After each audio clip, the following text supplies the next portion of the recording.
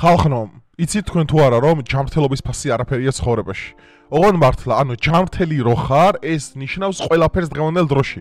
რადგანაც დღევანდელ ვიდეოში ისეთ რამეს მოისმენთ, რომ აი, რაც არ უნდა გაჭირვებული იყო, რაც არ უნდა მატერიალური პრობლემები ქონდეს, აი ერთ დასკვნამდე მაინც მიხვალ, რომ აი ჯანმრთელობისა და ნორმალური ფსიქიკის პატრონი როდესაც ხარ, მისი ფასი არაფერია, მეგობრებო. ეს ქალი, რომელიც თავს იჩემს, რო არის ისტორიკოსი, ისეთ სისულელებს საუბრობს, აი სასაცილოდ არ ყოფნის რა, ფარნავას თურმე ევროპა ურჩევია, მეფე მირიანს ევროპა ურჩევია. რაღაც აი თან ეხა რას ვაპირებ რა, ანუ სატირალი, ანუ ეს ვიდეო იყო იქნება სარკასტული ხა, მაგრამ ChatGPT-ს მართლა ვკითხე, იქნება მე ვარ გაუნათლებელი და მე არ ვიცი რომ ფარნავასმა ევროპა ირჩია. და ეს მე არ ვიცი უბრალოდ. ამიტომ ერთად გადავამოწმოთ ყველაფერს, ასე რომ დარჩით, დაალაიქეთ ვიდეო, გამოიწერეთ არხი, გაუზიარეთ მეგობრებს, გამოყევით Instagram-ზე რომელიც აღწერაში ამითითებული და ეხლა გადავიდეთ და გავარკვიოთ, კაცო, იქნება ფარნავასმა ევროპა ირჩია და მე ვარ უბრალოდ გაუნათლებელი. რა მირჩევია? ფარნავაზმა, მირიანმა, დავითმა, ერეკლემ, რომელსაც სულ საპირისპიროდ ათრევენ, ვისაც არ ეზარება. გახეცით ისტორიკოსი ვარ, თანაც ხელნაწერებთან მომუშავე ისტორიკოსი. ღმერთო, შენი დიდება დაილოცოს, უფალო, შენი დიდება დაილოცოს. ხელნაწერებთან მომუშავე ისტორიკოსი ვარო და ქალი რას ამბობს? აი, ყურში ხო გესმით არა? ფარნავაზის დროდან დაწყებულა ხალხნო ევროკავშირთან ურთიერთობები და ევროპასთან. ფარნავაზიდან ეს თქვენ არ იცით უბრალოდ, გატყუებენ ისტორიის წიგნებში ყველაფერს. ეს რუსული პროპაგანდაა შემოტანილი.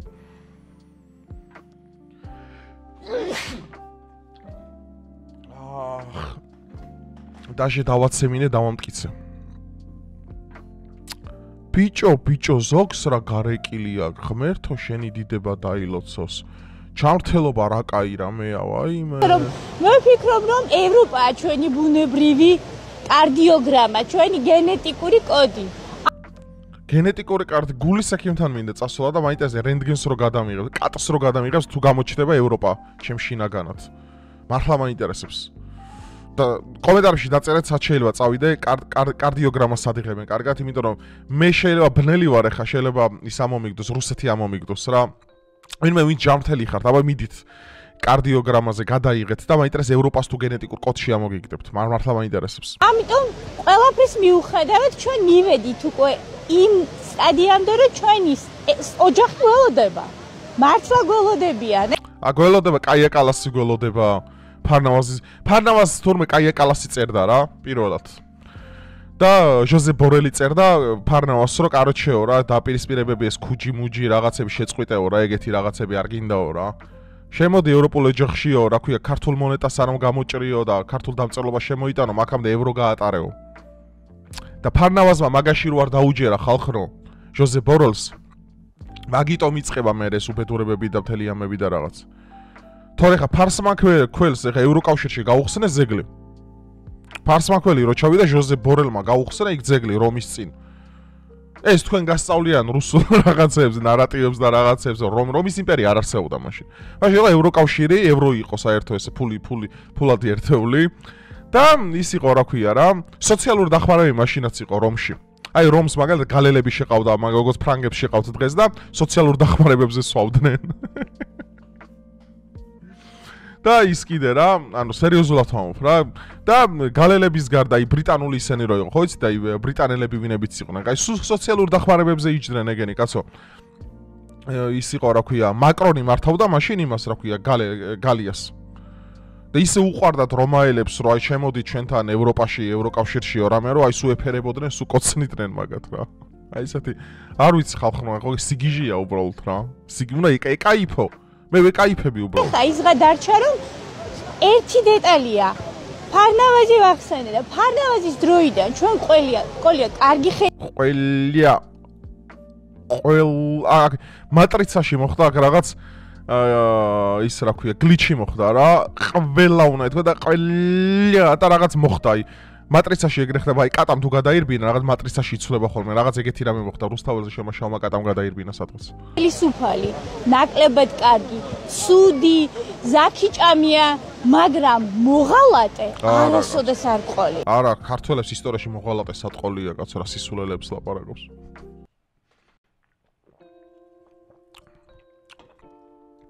უშუალოდ რუსის სტავლენიკი ხელისუფლად არ მჯდა რა, ეს არის ერთადერთი და უნიკალური შემთხვევა. როგორ არის ერთადერთი და უნიკალური შემთხვევა?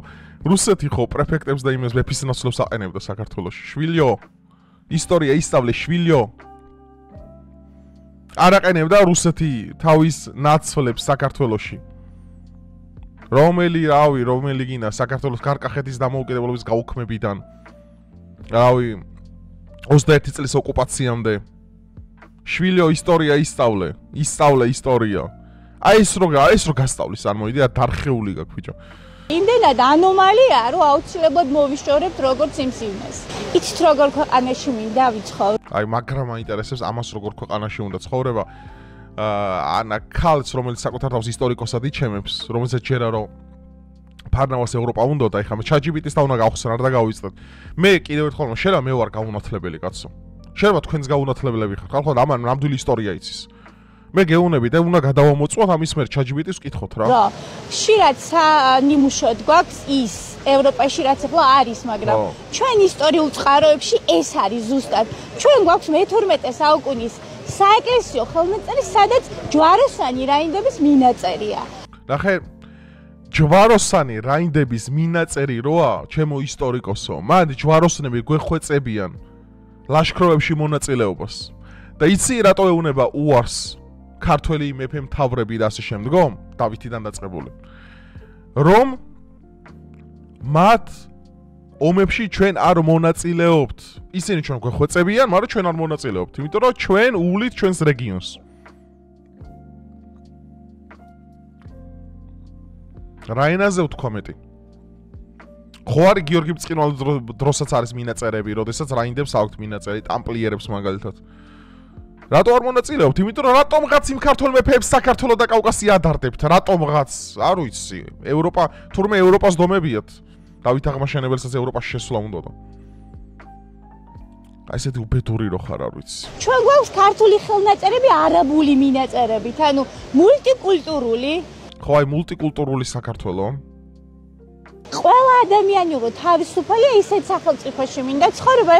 აი ყველა ადამიანი როგორც თავისუფალი იყო, მაგალითად გიორგი ბრწყინვალეს დროს, დავით აღმაშენებლის დროს, როგორ დემოკრატია მაშინაც იყო. სად იყო მოღალატების სარზე ასმა ხალხო, რებს გატყუებენ და რებს გიშვებიან.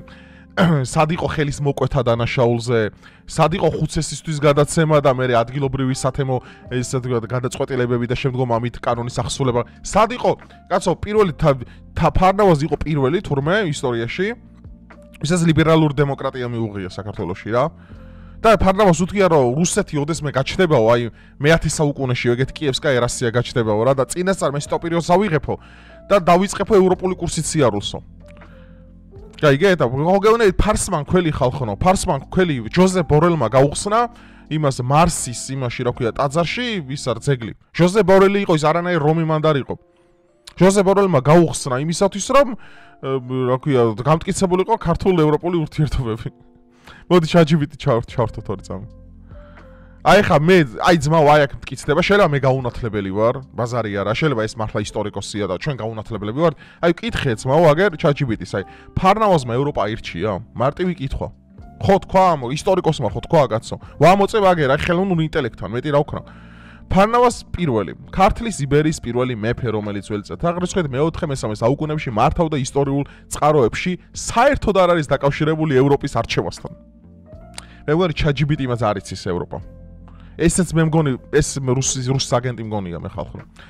როგორც თანამედროვე KGB-ი გულისხმობა პოლიტიკური კურსი და ცივილიზაციური ორიენტაცია. რას ნიშნავს კითხვა ფარნავაზმა ევროპა ირჩია? კაი, სვავს ხელოვნური ინტელექტი, ხო? მოდი დავფიქრდეთ და ერთად გავანალიზოთ რა. თუ ამათი გულისხმება რომ ევროპულ პოლიტიკურ კურსზე გადასვლა, ასეთი ცნება მის ეპოქისთვის საერთოდ არ არსებობდა ხალხო. ევროპულ კულტურასთან კავშირის დამყარება ფარნავაზის მეფობის დროს საქართველოს უფრო მეტად იყო დაკავშირებული კავკასიასთან, ირანულ სამყაროსთან, სელევკიდებთან და ადგილობრივ ტომებთან, ვიდრე ბალკანურ ან რომაულ ცივილიზაციურ სივრცესთანო.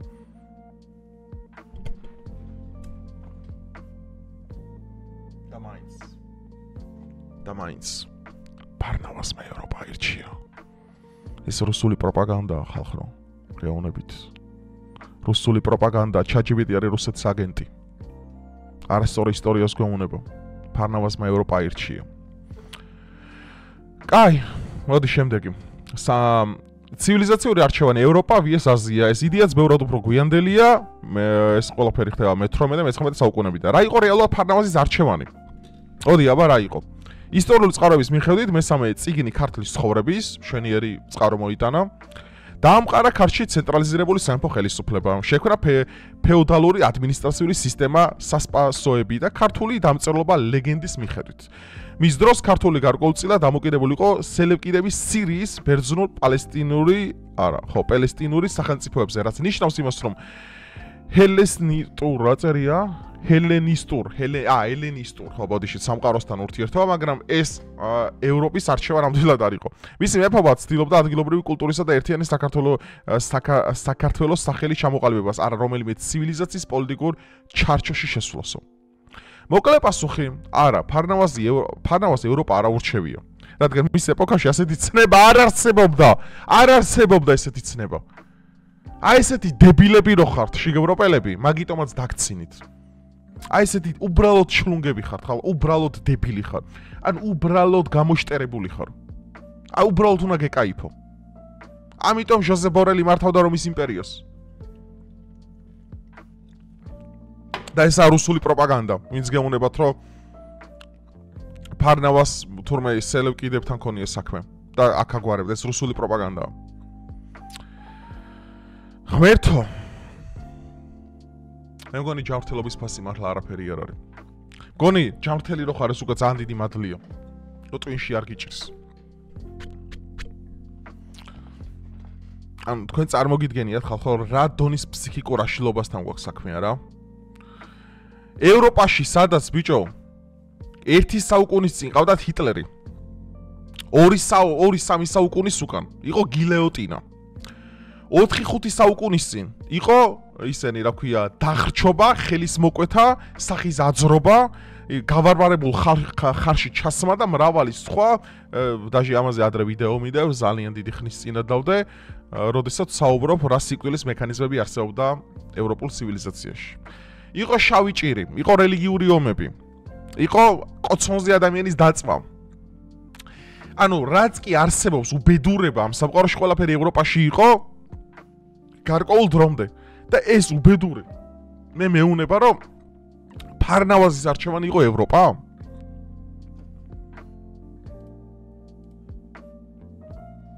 ხალხო, მე გეუნებით, მე სერიოზული ეჭვი მაქვს, რომ მაგარ ისტორიას გვატყუებენ ჩვენ რა. მე მგონი ფარნავაზიც, ფარსმანქველიც, მირიანიც მაგალითად იყვნენ ევროპასთან ქონათ მემორანდუმი, უვიზო მიმოსვლა იყო მაშინ თურმე. ეს დაიდო თურმე იმის დროს, ფარსმანქველის დროს დაიდო უვიზო მიმოსვლა. ეს ხოცები რო ამბობენ ეხლა ჩვენ გავაკეთეთო, არა, ეს იყო ჯერ კიდე ევროკავშირთან დადებული იყო ფარსმანქველის დროს უვიზო მიმოსვლა. ვიზი არის დაფრინავდე იქიდან, რა ქვია. ეგრისის სამეფოდან დაფრინავდი პირდაპირ იქ, რა ქვია. იქაურ ბრიუსელში. ვესტგოთურ ბრიუსელში დაფრინავდი. სადაც იყო ჟოზე ბორელი, მე გეუნებით. კაიკალასი და ურსულა მე ხდება, მოგვიან აი მირიან მეფის დროს ხდება ურსულა უკვე. ლიბერალურ პოლიტიკა რო შემოდის რაღაც და მაშინ თორემ უთქვია მირიანისთვის ესეთი რაღაცები ურსულას, რომ მიდიო შენ ოჯახური ღირებულების კანონი უკან გაიწვიეო, კაროჩეო რა, უკან გაიწვიე კანონებიო ყველაფერიო, რომ სხვანაირად ვერ შემოხვალთო თქვენ ევროპაშიო ეხა. ეხა ევროპა მაშინ ისეთი ცივილიზაცია იყო, სად იყო მათ გილეოტინები, სად იყო კოცონზე დაწვა. ევროპა თავიდანვე იყო უმაღლეს ღირებულებზე დაფუძნებული, რას ლაპარაკობთ. გეუბნებით გალელებს ქონათ სოციალური დახმარება რომის იმპერიაში. ისე უყვარდათ რომაელებს თორმე გალელები, რომ რავი, ზედამთვარე ამოსდიოდათ და აბა დაჟე მიგრაცია, უკონტროლო მიგრაცია, ხარო ამ კონსერვატორებს და იმ მემარჯვენებს აქვთ ამოწმებული. უკონტროლო მიგრაცია კი რა, ეხვეწებოდნენ ნავებით გადმოკვეთეთო, აქო შემოდითო. რომის მოქალაქეობას ესე არიგებდნენ. გეუბნებით ეს სუტყუილებია რა. აი ხა, როდესაც ესე დავამტყოფი ხარ, როგორც ხა ეს ხალია. აი ვინც ამას ასწავლის, რა თქვენ წარმოგიდგენთ რა ზომბი იზრდება? ანუ სერიოზ რა ზომბი იზრდება თქვენ წარმოგიდგენთ? აი ხა ამას ხო კვალიფიკაცია უნდა შეუწყვიტო საერთოდ? კვალიფიკაცია უნდა წაართვა, აი აბსოლუტურად ყველაფერი მას რაც გააჩნია, რაც აკავშირებს მას აკადემიურ განათლებასთან, ხარისხი, წოდება, სტატუსი ყველაფერი და ეს უნდა იდგეს ქუჩაში. ეს უნდა იყოს ორღობის ისტორიკოსი, ორღობის. და ეს უნდა ასწავლიდეს, აი ლაზარე გრიგორისიანებს და მაგათ უნდა ასწავლიდეს ისტორიას, გამოგონილ ზეციურ საფრანგეთში რო ცხოვრობენ ეგენი რაღაცა რა. აი ლუქსემბურგი რატო არ ვართო და მაგალითად ხო ხდებით ეგეთი რაღაცა. ანუ სიგიჟია ხალხო რა. აი თქვენ აი მე ხო მოისმენთ აი სარკასტული ვარ მთელი ეს ვიდეო. აი თქვენი აი მინდა რომ ფსიქოლოგიური დასკვნა დადოთ, აი რასთან გვაქვს საქმე ჩვენ. ეს ნუ თუ მასობრივი ჰალუცინაცია თუ ეს ინდივიდუალური გამოშტერება. აი თქვენი აზრი მაინტერესებს ძალიან და აი გულწრფელად მართლა მაინტერესებს, აი მე შეიძლება გაუნათლებელი ვარ, აი თქვენ მაინც გამეცით. იქ ფარნავას უნდოდა ევროპა? აი ამ კითხვაზე გეხვეწებით, დაწერეთ რა, ვინ ჩემზე კარგად იცით ისტორია. შეიძლება მე არ ვიცი ძმაო. და მე რაღაცებს მატყუებენ, ქართლის ცხოვრება იქნება ტყუილია და ამან იცის ნამდვილი ისტორია. გეხვეწებით რა ჩემო გამომწერებო, დაწერეთ კომენტარში ფარნავაზე მისწრაფოდა თუ არა ევროკავშირისკენ და ეს მე არ ვიცი. დროებით.